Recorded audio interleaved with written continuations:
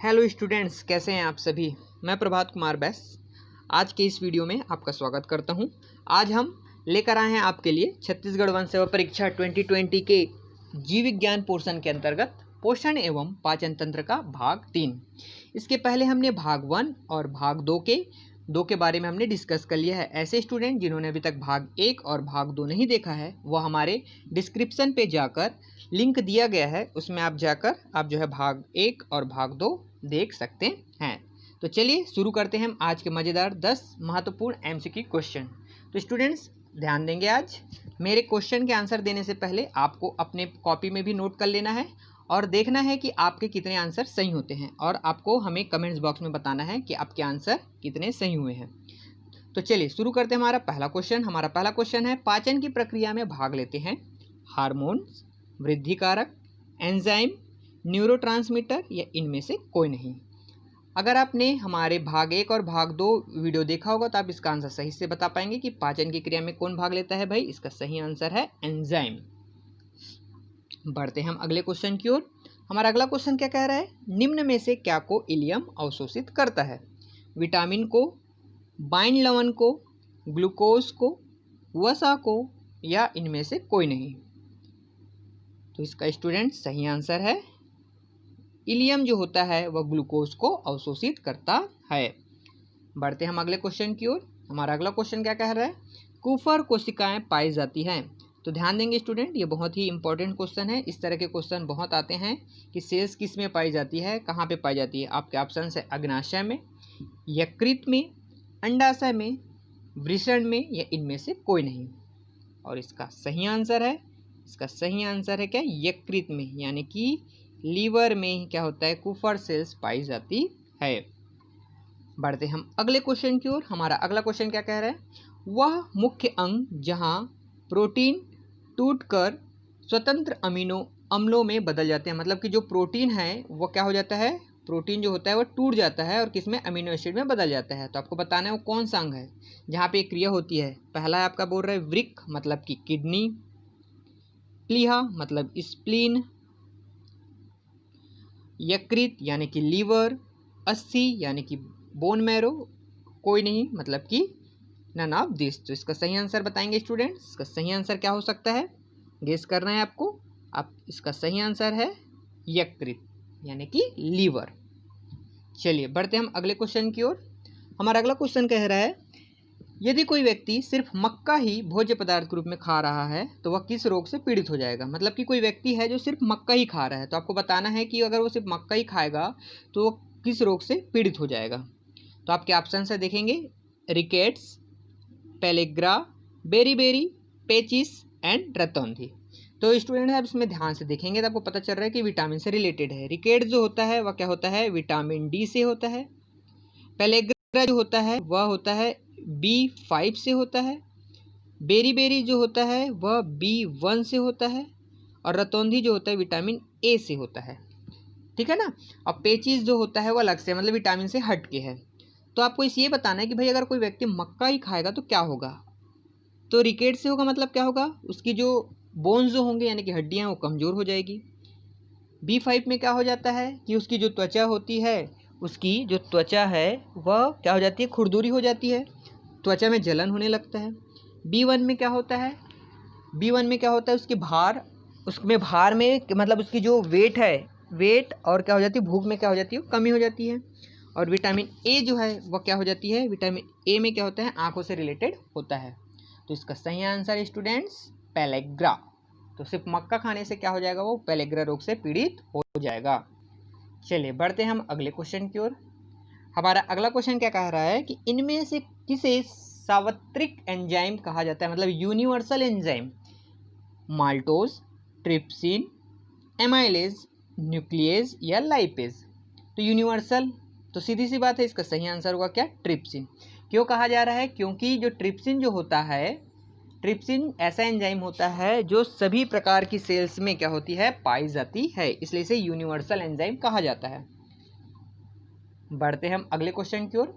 हमारा अगला क्वेश्चन कह रहा है कि मानव का दंत सूत्र होता है। तो भाई आप सभी को पता होगा स्टूडेंट कि हम मनुष्य के जो होते हैं यहाँ पर क्या होते हैं, 32 दांत होते हैं। 30 2 जो होते हैं यहाँ पे टीथ होते हैं।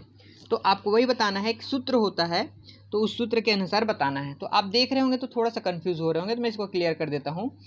ICPM लिखा है तो I का मतलब हो गया इंसाइजर, C का है कैनाइन, P का प्रीमोलर और M का है मोलर। तो इसकी संख्या होती है जिसके आधार पे मानव का दंत सूत्र तैयार होता है। आपको टारगेट रखना कितना होता है, आपका 32 होता है। तो इसका सही आंसर है स्टूडेंट्स, गेस करिए।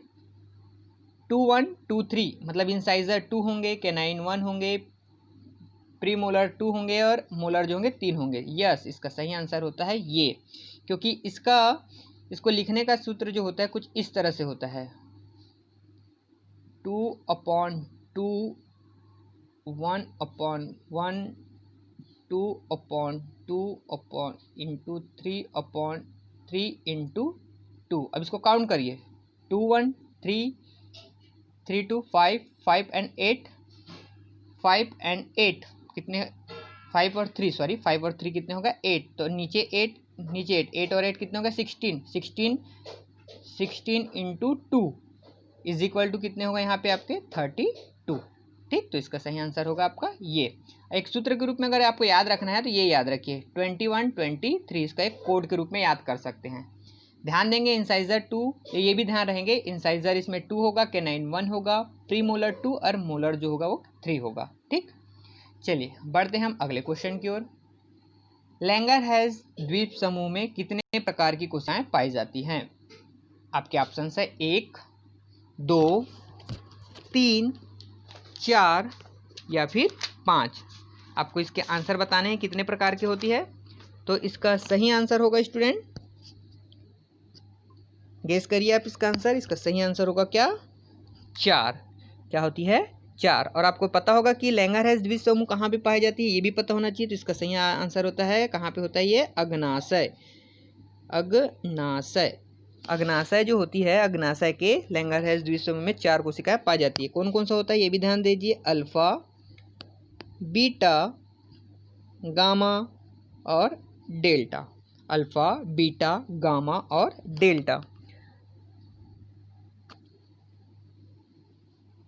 डेल्टा ठीक है ना। अल्फा जो होता है वह क्या करता है, अल्फा का काम होता है क्या, ये ग्लूकोजन हार्मोन का क्या करता है, स्त्रावन करता है। जो बीटा जो होता है वो क्या करता है, आपका इंसुलिन हार्मोन का क्या करता है, स्त्रावन करता है। ठीक है, और जो डेल्टा जो होता है यह क्या करता है कि यह जो होता है गैस्ट्रिन तथा सीरोटोनिन नामक अज्ञात क्रियाशील पदार्थों का क्या करता है, स्त्रावन करता है। तो आपको ये भी ध्यान रख लेना है कि भाई किससे क्या होता है। कई बार ऐसा भी आता है कि अल्फा से क्या होता है, कौन सा क्या बोलते हैं, अल्फा से कौन सा हार्मोन स्त्रावन होता है। ठीक है ना, चलिए बढ़ते हैं हम अगले क्वेश्चन की ओर। अगला क्वेश्चन कह रहा है, क्या कह रहा है हमारा अगला क्वेश्चन, किस अंग द्वारा विषैले पदार्थों को अविषैलीकृत किया जाता है। मतलब कि हमारे शरीर में ऐसा कौन सा पार्ट्स है जो विषैले पदार्थ होता है उसको पॉइजनर है उसको हटा दिया जाता है। आपके ऑप्शन है फेफड़े, वृक्क, यकृत, अमाशय या अग्नाशय।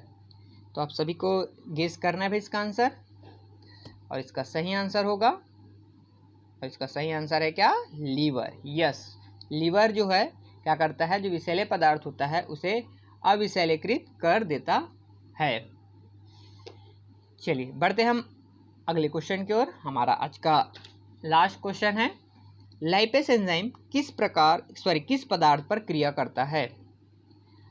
आपने पहला पार्ट्स और दूसरा पार्ट्स देखा होगा, तो उसमें हमने क्वेश्चन किया था क्या, आपके उसमें अलग अलग था। आज बारी किसकी है, लाइपेस की बारी है। हमने पहले ट्रिप्सिन का किया था, फिर दूसरा एमाइलेज, आज किसकी बारी है, लाइपेज।